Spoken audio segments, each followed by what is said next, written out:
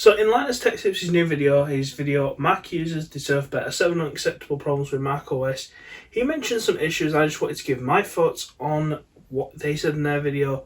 There are a shocking number of macOS deficiencies. From the perspective of someone who daily drives a Mac. So I feel like some of these issues that they discussed are more about people coming over from Windows and not necessarily about what Mac users think. It's more like Windows people having problems with Mac. I get it. We're going to talk about them. So one of the first things they talked about was corner snapping. So basically that thing in Windows where you can just drag and drop, like drag your window to the side and it snaps on. Personally, that is a thing I would like. Corner snapping. Linus and a small handful of others have been calling attention to the lack of this feature for years at this point. To see in Mac, or maybe a feature we can tap on. They did mention about the new update and stage management, which is really cool. I do like stage management. There's a lot of settings you can do with it. I think if they, in their video, they don't show the setting where you can have the thing off to the side, which I think was a downside, but other than that, you can just move your windows around. I don't think that's a big issue, really. The next one they talked about was full screen. The weird full screen behavior in macOS is another popular point of friction. Now, personally, I don't get this one. I haven't changed any of the settings in my Mac, and obviously when I go full screen, you hover up at the top and you get your menu bar, and you hover at the bottom and you get your dock. I don't really get what they were on about there. I guess maybe some programs, if you're using them in full screen and you move your mouse, it's somewhat along the bottom and you want to click it. I get that could be frustrating, but I'm personally not a full screen user, and I don't really know anyone who has a Mac who uses their Mac like that.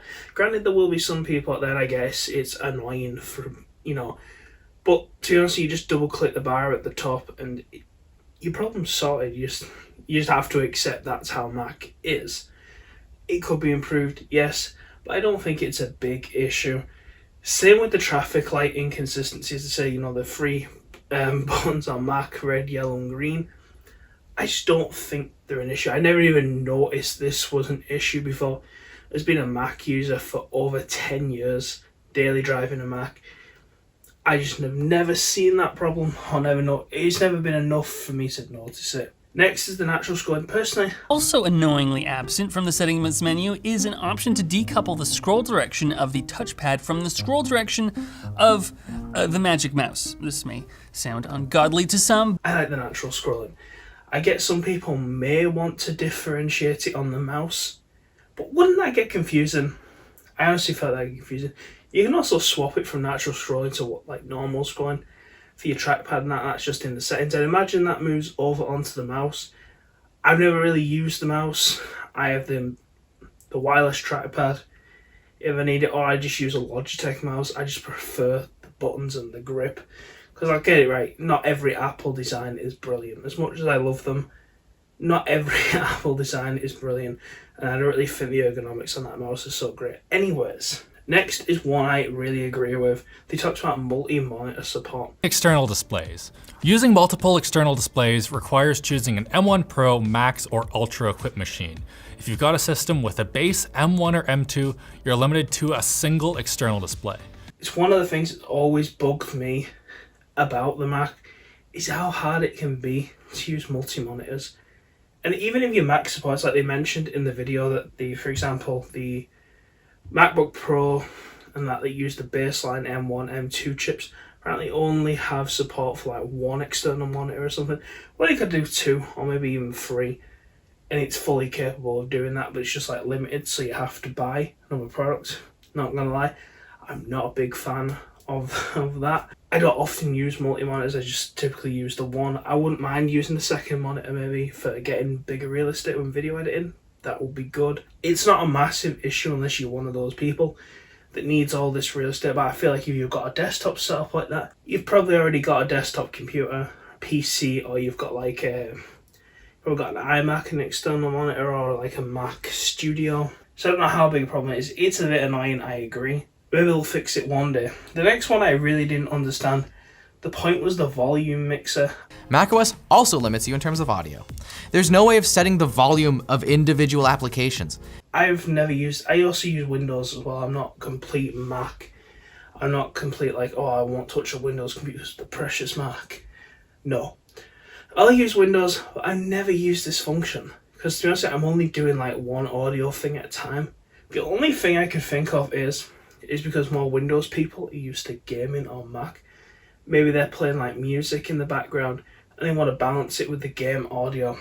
No real idea what they want to use that for, when you can just click on your Mac, or you can got a Mac, bring your touch bar and just move it. And a lot of programs like YouTube, I think even Spotify and Apple, even the Apple Music app, have the little bar that you can slide in app anyways just to change the volume. I don't really see it as a big issue. Maybe it's a convenience factor for those people that they just click it, but I don't really see it as a massive issue. And they said apparently you could do it anyways, but one thing I fully support with what they said in their video was no support for 32-bit apps anymore. A prime example would be that Windows 11 no longer supports 32-bit processors, but it does still support 32-bit applications with no end in sight.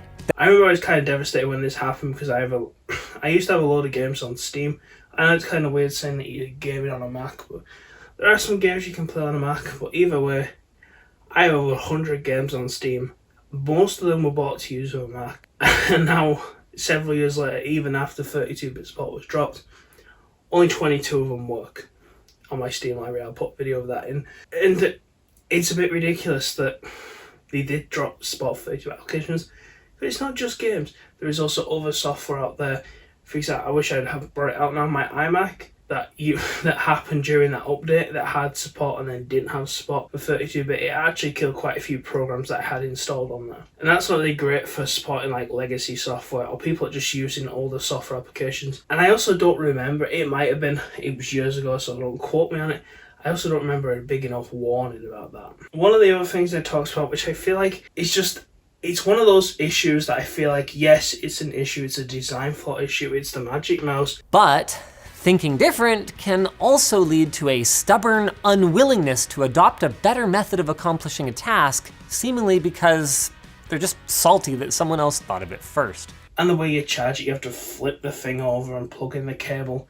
But why can't you just do that when you're not using? Why can't you, when you go for your lunch break or something, or after you finish your work, just plug it in? And a lot of Apple peripherals, I haven't used that specific one, but the wireless Magic Keyboard and the wireless Magic Trackpad, the battery lasts for ages in those. I don't see how you have to keep charging it, or it's a big enough inconvenience to have a second one. I saw a TikTok about that, oh, we had to buy a second Apple mouse. You don't just flip it over and charge it when you're not using your computer.